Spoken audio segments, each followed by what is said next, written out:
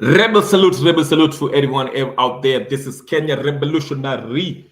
Hope you're doing well wherever you are. I'll be here today for briefly 30 minutes or less, maybe, because I'm trying to catch a game that I'm trying to watch this afternoon. As you know, this Christmas, New Year's season, there's a lot of Premiership games. So, and I'm an avid football fan, so I'll just make this quick. Ladies and gentlemen, brothers, sisters, friends, enemies, and comrades, I just wanted to address something. As you can see, the topic of the day is Azimio la Umoja is a Kenyan terrorist organization. Most of you might be looking at me and saying, what in the world are you talking about?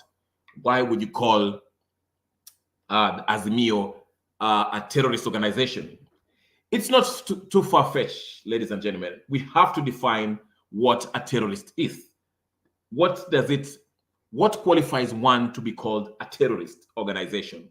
Okay, now let's go to definitions before we even delve into the reasons why I say these guys are terrorists. Okay, let's look at the definitions. I know you are there and you're wondering, what am I talking about? Let's go to definitions and see what defines the term terrorism. Okay, are you ready? All right, let me define it to you. Let's look at the definition, classic definition of terrorist. Okay, what is a terrorist? Okay, all right, let's see. Can you see on the screen, ladies and gentlemen, brothers and sisters, friends, enemies, and comrades? Okay, let me make it bigger so you can see it. Oh, I'm sorry about that, ladies and gentlemen. Still working on it. Don't worry about it. I'm working on it. All right. Essentially, go to your dictionary. There you go. And I got it right there, right now. Can you see it? Okay, it's not working, but I'll just read it to you. If you type the term terrorism. Okay, I just stopped that. All right. Let me try one more time so you can see it. I'll read it to you loudly and so you can see what I mean when I say terrorism, all right? Let's see. Google search. There you go. Can you see it? All right, there you go. The term terrorism, what does it stand for? A terrorist is a person who uses unlawful violence and intimidation, especially against civilians, in the pursuit of political aims. That's as a noun. An adjective, unlawfully using violence and intimidation, especially against civilians, in the pursuit of political aims. Okay? Have you seen that?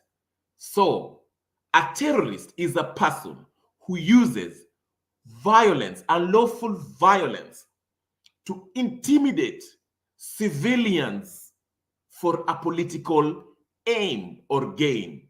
Okay? Now, Raila Odinga has hinted that he is going to most likely go back to Maandamano. Most of his supporters asked last time after the previous Maandamano wave of Maandamanos. They asked the question, why did we go to Maandamano? Most of us died. Most of us lost their lives. Most of us lost property. Why did we go to Maandamano? Only for you guys to go to have that NADCO meeting with some UDA folks, Kenya Kwanza folks, and come up with a raft of recommendations in order to change the constitution so you can have position. What was the reason for? Because we went to Maandamano, there was violence, people died, people lost property. What was your gain? Was it because you just wanted to achieve this this talks which can result for you in you getting political position? Now we hear Raila Odinga hinting that he wants to go back to Maandamano. And even, what's his name? Martha Karua came out. I just saw his interview. I think it was in Citizen TV when she said in Swahili that she's also going to Maandamano to protest against the cost of living. We know this is nonsense. These people are not going to maandamano for the cost of living. That's not what it is. There's a more sinister reason behind it, and we all know what it is. We saw the NADCO thing when Ruto made the phone call along with the British and American embassy made the phone call. It was suddenly stopped. So it was not about the cost of living. Okay, again, what is the meaning of terrorism? Let me put this in perspective so you can understand. So we're not losing our eye on the ball. A person who uses unlawful violence and intimidation, especially against civilians, in pursuit of political what? Aims. Okay, let me play a video. This happened in Ugenya this past for a few days. Okay, as Ugenya MP Ochieng, I think he's affiliated with UDA. He was chased away by ODM folks, Azimio folks, and they were bragging. In fact, what's his name? The former MP who's now a government of Siaya, Orengo, talked about and bragged about how they chased the MPs, the UDA folks, politicians, using guns, and they actually offered anyone that will commit violence against these UDA supporters, he will offer them money. All they have to do is produce a receipt, and he will also represent them if they ever face the law. Okay, these were the pronouncements made by Ugenya, former Ugenya MP, who's a CIA governor right now, or Mr. Orengo, James Orengo, say this. I will play your clip. Let me just show you the chaos that he caused. This is something that we should not accept in Kenya. You cannot chase someone just because you don't agree with them, because they belong to a different political party. Okay, you should win in a democracy. You should persuade the people to come to your side, not intimidate anyone who might not see the same things, share your same perspective. So let me play you this clip so you know what I'm talking about. I'm not just making up stuff. Let's see. This was under the instruction of James Orengo and the hierarchy, the ODM Azimio La Umoja hierarchy. Look at the chaos that these guys caused. Is it really a democracy in Nyanza province? I tell you, Azimio are a terrorist organization. Let's just watch this video very quickly as we come back, and I will share more. Here is Mr. Ugenya MP Ochieng being chased away by folks that were hired by the Azimio La Umoja.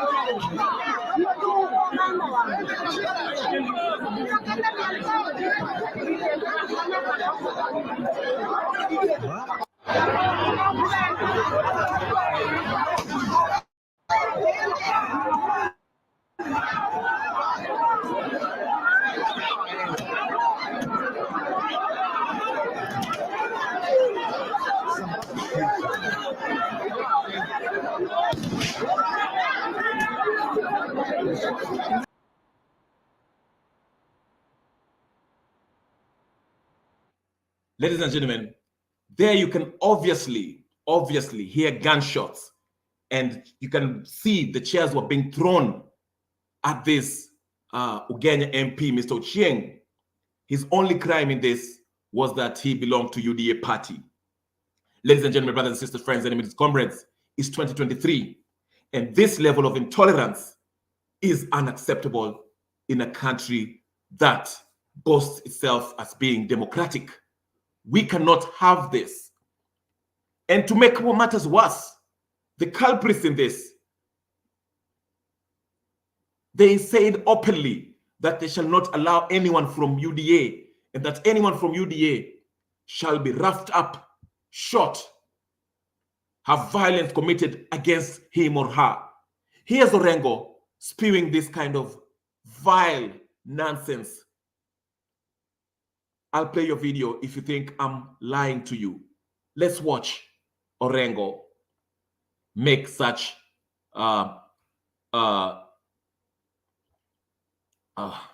troubling utterances against folks in Ugenya. This should be unacceptable, ladies and gentlemen. This should not be allowed to happen anywhere in Kenya. Okay? This is not something that we should allow in Kenya. Let's see. Let's watch what Mr. What's his name? Here it is. He will be speaking in Luo, and I'll help you non-Luo speakers understand. I can understand.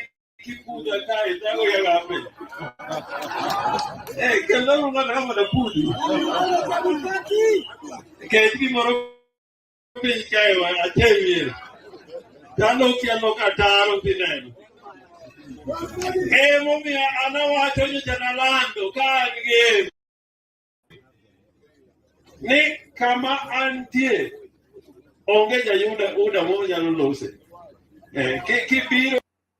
So here he says clearly that when he was in game, that anywhere that he is, no UDA member can talk. I repeat, Orengo tells us anywhere that he is in Nyanza province, UDA members present cannot talk.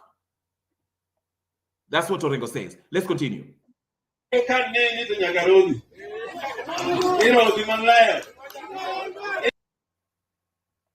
And he says, not only that anywhere that he is, an UDA member cannot talk, he also says that if we see you UDA supporter, you must be beaten up. We'll beat you up. If we see you UDA supporter anywhere, we shall beat you up. That's what the governor of Siaya is telling us. This is unfortunate. Let's continue and listen to him as I continue to translate what.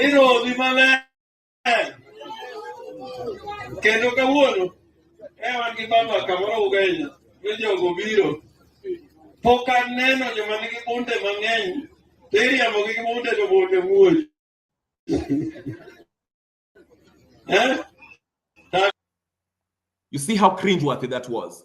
So there he's saying that earlier that day, there was in Ugenya, him and Raila Odinga, and that the UDF folks, he has never seen people get chased away the way they did, where the guns were blazing, okay, and they were being chased away.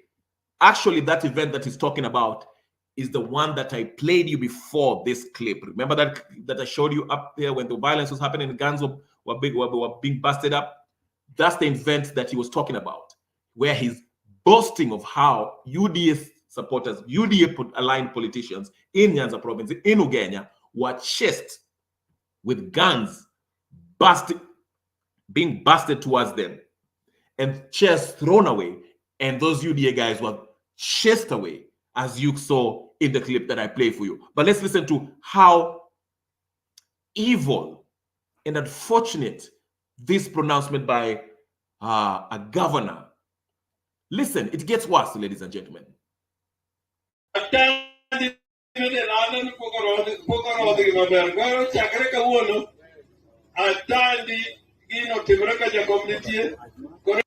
He says there, Atandi is actually a nominated MP, I think, from Azimio.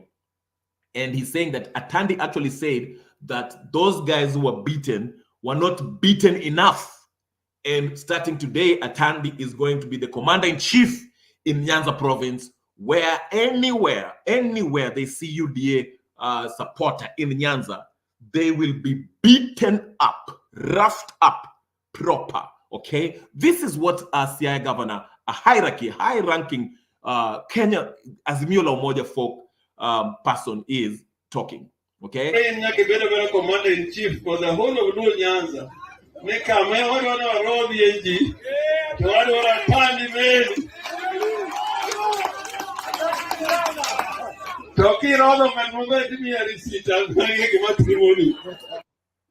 You heard what he says there. For those who don't speak Luo, he's saying anywhere, Atandi is the commander-in-chief in the Luo Nyanza area, and anywhere that we see UDA, they should be beaten up properly, roughed up. And if you beat up any UDA supporter properly, please present the receipt to Orengo. He will pay you for that.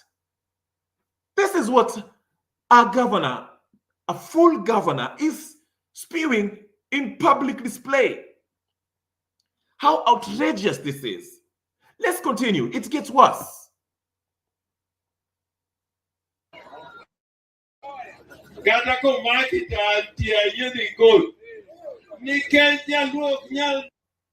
And he has said, even if you get arrested, don't worry. I'll take the matter, I'll take the case. He's a lawyer. He'll take the matter to the court. He will defend you. Let's continue.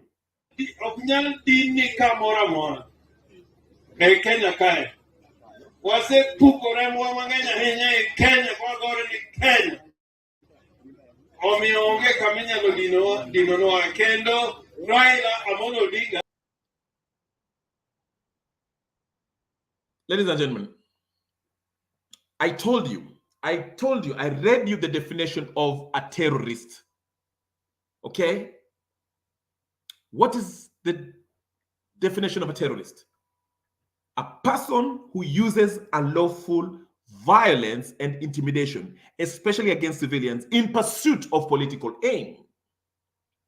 Does that fit the description of these Azimio folks? I'm not done. Raila mentioned that they shall be having a mandamano this coming year. I told you folks, I know most people are asking, what will this mandamano be? Who will come out? Who will not come out? It will not be successful, or it will. Listen, I told you in my previous posts, and I've said it in this channel before, that this mandamano is going to be orchestrated in a certain way to achieve a certain goal. Yes, the Constitution allows protestations, protesting, picketing. It's in the Constitution. It's your right, as long as you do it peaceably. Peaceably. You have the right to protest and picket, as long as you do it peaceably. But ladies and gentlemen, I told you, the aim of this mandamano, so-called protest that's coming, is not going to be peaceably. It's not going to be peaceful, because it is meant to intimidate civilians into accepting the NADCO recommendations. And that's why I'm telling you, this coming mandamano that Raila is calling for next year is going to be violent. If you remember the last mandamano that happened, the last one before the NADCO started, remember when Raila started this mandamano was not successful. It was only in a few places in Kibera and a few places in Nyanza province, namely Kisumu and here and there, okay? Then, after several of them, they met at Kamkunji and they had their rally, but there was really nothing. But Raila brought in someone who was experiencing violence, okay? He brought in Maina Njenga. And after he brought in Maina Njenga, remember the last one, the very last mandamano that they say that it was successful, okay? According to them, they say it was successful. Look at the intimidation tactics that they used. Before the day of mandamano, what his name? Gaucho was somewhere in Jacaranda. And They had machetes, machete, pangas, and they were drinking. They were covering themselves with the blood of this of this mbuzi that they already slaughtered there. And they were wanajipaka, as if they are drinking that blood. Okay, they wanted the media to capture that.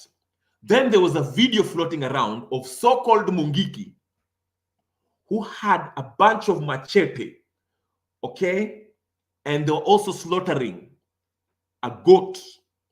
And this machete, then they were saying a bunch of stuff, what was this video designed to do? This video was designed to intimidate the Kenyan folks, to be scared of what was coming before the Mandamano. And indeed, when the Mandamano happened, there was a lot of not only violence, but there was skirmishes with the police, and there was property damage. There was disruption in everyday public business dealings. They wanted to bring every county of town that they were protesting into a standstill. There was nothing peaceful about this. People lost their lives. This was done deliberately by the Azimio folks to force people to conform, to force people to accept and say, you know what? Intimidate people into accepting these talks, bringing the government. Because, you know, if there's violence in the streets, the common mwananchi, the sovereign people, majority of the people, peace-loving Kenyans, will start saying, for the sake of peace, because Kenya is a very peaceful country. We don't like bloodshed, okay? So they do this to intimidate people so that people can say, oh my goodness, this country is descending into civil war. Let's stop this. Let's all get together. Let Raila sit down and Ruto so they can talk. And you had the Haman Manjoras come out. You had the clergymen come out and say, let these two gentlemen sit down and talk. And talked they did. They had that NADCO report where they wasted a lot of millions of Kenyan taxpayers' money speaking about, talking and discussing of how Azimio can also join the government, how they can change the constitution to accommodate these Azimio folks. I'm not here to defend Kenya Kwanza because I'm only saying Kenya Kwanza. I'm not touching on Kenya Kwanza because Kenya Kwanza, the executive, Ruto, won fairly and squarely. But Raila uses terrorist means. We define terrorist: unlawful use of violence in the name of protest, pretending to make it. He dresses it up as protesting against price of living, cost of living, and electoral justice and all that. But the true reason why he's out in the street is to cause chaos, anarchy, violence, to intimidate majority of Kenyan people to accept that he should be in government. Okay, that is the aim. So the next protest that's going to happen is designed. They're going to try to make it as bloody as they can, and there'll be footages of violence. Any footage of violence plays into Raila's hands because that's what he wants. He wants to achieve a political. Ask yourself, even in the terrorist, remember those videos that we used to see of Al-Qaeda and or Al-Shabaab or whatever the case is? Why do you think they usually show people being beheaded? Okay, why do they do that? They do that so they can intimidate the majority of civilians to accept their position, political aim. Same thing with Azimio. They pretend and use the constitution saying that they have the right to go out there and protest peaceably. But when they get to the streets, there's nothing peaceful about their protest. They start causing chaos, engaging the police in violence, destroying property, intimidating business people in order for the majority of Kenyans to look and see the carnage caused by these goons and the police responding to this, brutally responding to this chaos. And they want the majority of Kenya, the sovereign people of Kenya, the majority of the civilians, to be intimidated so that they can say exactly what people like Herman Manyora says and the clergymen who are bought and sold for fun, to say that, hey, let's accept this NADCO thing. Let's give Raila Odinga this post. Let's change the constitution so Raila Odinga and Uhuru Kenyatta can have this post in order for us to have peace in Kenya. That is the aim that they want to do. This is not about the cost of living. If it was about the cost of living, Raila, Martha Karua, and the rest of them should have not accepted that NADCO recommendation. They should have rejected it from the go. Because remember, Raila told us that he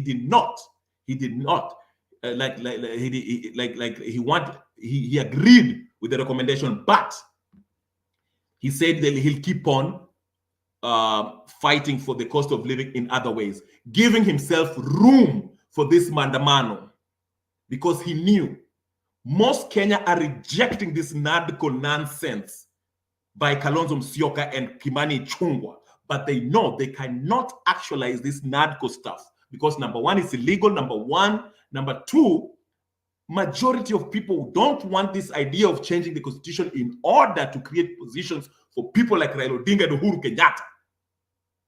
That is something that most Kenya rejected, and they did reject it when they rejected the BBI, because this is BBI 2.0. It's the same thing. But they know the people don't want it. But in order to change the people's position, they have to go to the streets in the name of cost of living, pretending to go to the streets protesting. And you'll hear them. They'll say, oh, we have the right because the constitution guarantees us the right to peaceably protest. And they'll do that. They'll tell you that. You'll hear them when they come, when the mandamano is almost starting. And once they get to the streets, they will create this. And I'm telling you, Ruto must be in it too. I think he's part of it too, because he also wants this NADCO thing to be realized. So they shall use these unemployed youth to go to the streets, and they shall cause chaos, and the police GSU will be unleashed, just like Uhuru Kenyatta unleashed the deadly forces, and people, innocent people and businesses shall suffer. We shall lose life, we shall lose property, and there shall be anarchy, to a point where the majority of Kenyans shall say, oh, let's please, everyone stop for the sake of peace. Let's change this constitution so we can avert this kind of anarchy that we have. Because remember, that is how they were arguing. Remember, you should listen to these people. When they started this mandamano, when they first started, remember what Raila said. Remember what Azimio said. They say that they wanted something akin to the Kofi Annan Accord. What did that mean? The Kofi Annan Accord was all about power sharing. And how did they get there? It took, and they know this, study history, study patterns. We only had that Kofi Annan Accord and power sharing government because before that, there was violence. People were on the streets. People were killing each other. There was carnage. There was chaos. There was anarchy. There was lawlessness. Because the election was stolen by Mwai Kibaki. Okay? So these guys sat down and they know that the only way we shall get Kenyans to agree to the changing of the constitution, just like the constitution was changed in 2010, we can only first program them psychologically, intimidate the Kenyan population by showing them images of Mandamano, and they will be blaming each other like they usually do. The Raila side, Azimio, will say the government is brutal, they're killing our supporters, and the government will also say these guys are violent. And you'll see Gachagua. These are people who, they're organizing this. Both Raila and Ruto know this. They're in it. So you'll see them. You'll see. They'll be there. The majority of supporters will think they'll be innocently being sacrificed. They will think that they're going there to fight over the cost of living. But the aim is to intimidate the Kenyan population, to force them to create fear, an atmosphere of fear, and feel helpless when the violence will be on the streets. And you'll see the news media will be showing you ugly scenes of children being chopped, heads chopped off, and people having bloody faces, and business being burned down, and police chasing down people. And the tribalism will also happen between two factions. You'll see Sondu will pop up again between Nandis and Luos and other nonsense. These things are going to be happening again. This is a terrorist method to intimidate the sovereign people, because the sovereign people, we are a constitutional democracy, which means the majority of the people, the sovereign people, are who will make the decision. And in order to sway them to do what you want, you can use psychologically, intimidate them by first pretending that you're going to protest, go up there, then cause violence. And once we see all this violence, put people like again, Herman Manyora to say, let all these people sit down so we can have a talk. Okay? And they'll have a talk, and they will be okay. In order for Kenya to have peace, let us just go ahead and change the constitution. Remember what they told us in 2017. They told us that in order for the country to have peace, Raila and his brother Uhuru had to have that handshake. That's how they're fooling us. Because the sovereign people, we are constitutional democracy. Democracy means we are ruled by the majority. Majority of the people decided to take out Uhuru Kenyatta. Uhuru was going to leave that office by force because the people of Kenya had decided they had enough of his drunk self. People of Kenya had decided. But Raila took out Miguna so that Miguna doesn't keep on the fire going. So he took him out of the country, and then he reclaimed the control of the people and coalesced them, led them into Uhuru's hands, and told them, I'm averting war, so me and Uhuru shall come together. And both their interest was advanced. Same thing. Ruto is unpopular. So this NADCO nonsense benefits him.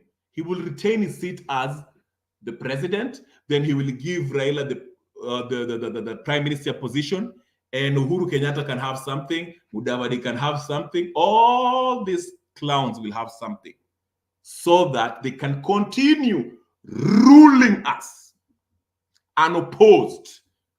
And they will do their bidding for the IMF and the Western corporations, Western oligarchs who control most of Kenya anyways through these colonial puppets that we call the political elite. So in summation, Azimio is a terrorist organization. Uhuru Kenyatta should be arrested for funding a terrorist group. Raila Odinga should be arrested for leading a terrorist group. You'll see, every mandamano is always bloody, yes or not? So what's so peaceably about that? Why are these people not getting prosecuted? It is done by a design, my friend. So while you, Azimio folks, if you're listening, I know some of you are very sensitive because you don't like the truth. I will give it to you anyway because it is for your benefit. While you go out to protest, once Raila calls on the protest, because now you're feeling, hey, everyone doesn't want Zakayo twendeni. The country now is ripe for Zakayo to leave. You'll be going there and you'll be passionate, throwing back those rocks, throwing back those tear gas when the police show up. but you will lose your life. You will lose your life. And guess what? At the end of the day, once you're dead and you're buried and no one helps or cares about you, your family will be mourning, your wife will be a widow, your child will be fatherless, okay? And no one will be paying bills for you anymore, okay? But Raila Odinga, Uhuru Kenyatta, and William Ruto will be sitting pretty, receiving check from the taxpayers, and they will still be sitting in their RAV4s, the expensive cars. And no, they will not repay your family for your death or for your lost business. No, they won't. They won't even care. When was the last time you had Raila speak about his protesters who died? Did they get compensated? The people who were killed in Nyalenda, did they even get anything? Nothing. But again, he'll call you again for mandamano. He's using you. You're a useful idiot. Go out there, throw stones. You see him. He always comes there and comes with his car, Lexus, bulletproof, wenyewe, sitting there comfortably, while you are out there, tear gas inakuchapa, wengine mnakufa. But you can't think.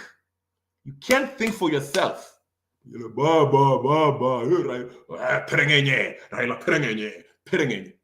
He'll piring you to your grave. So be wise. Sometimes think use your head. Start thinking like an independent, sovereign being that God made you. Ask yourself, what have we achieved with this mandamano? Why are we going to mandamano? Why are we changing this constitution that already hasn't even been implemented? Ask yourself those questions. Why can't you be a thinking man? You know, God created us to be a thinking beings who can reason and come up with solutions. Human beings. Even God himself wants you to think. God says, search me. If you think I don't exist, search me. Try me.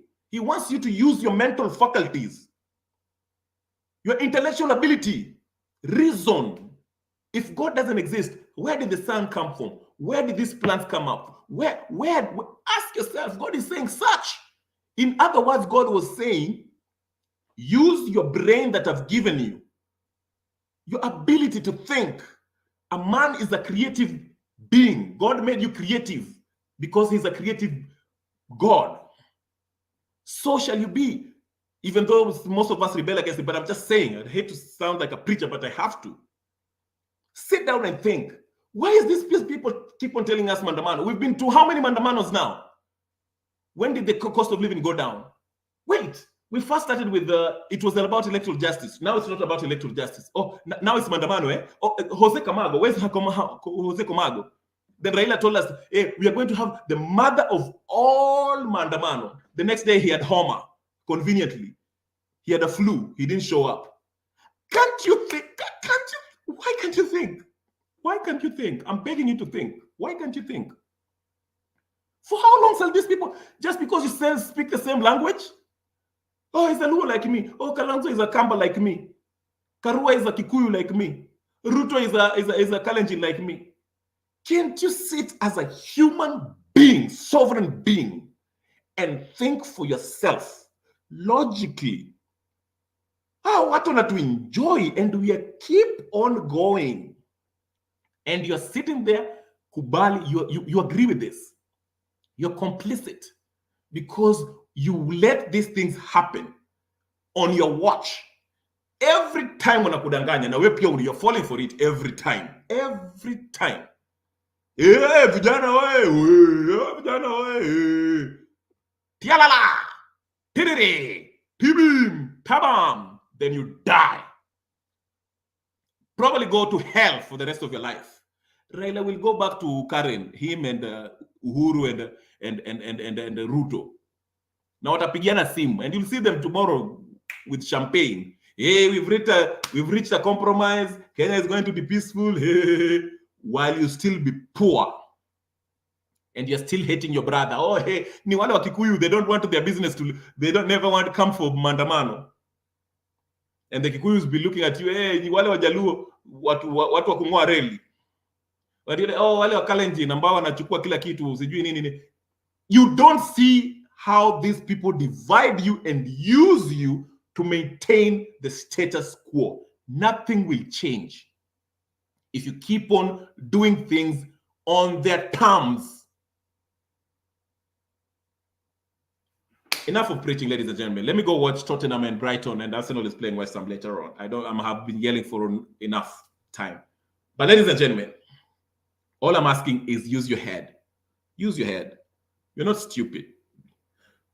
You're a sovereign, intelligent being. Of all the animals out there, you are an intelligent, you're above the animal.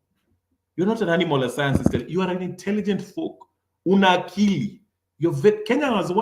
Kenya has one of the smartest people on earth. Smartest. Werevu. Wako na akili. Kenyans are not stupid. Hata kama we are suffering. We are very smart. Of all the tribes, we are all smart. But we are so divided along tribal lines. It's sad, and it's going to be our downfall. My name is Kenyan Revolutionary. If you haven't subscribed to my channel, go ahead. That's the name. Just type it on YouTube. Subscribe, like, comment. Peace and blessings.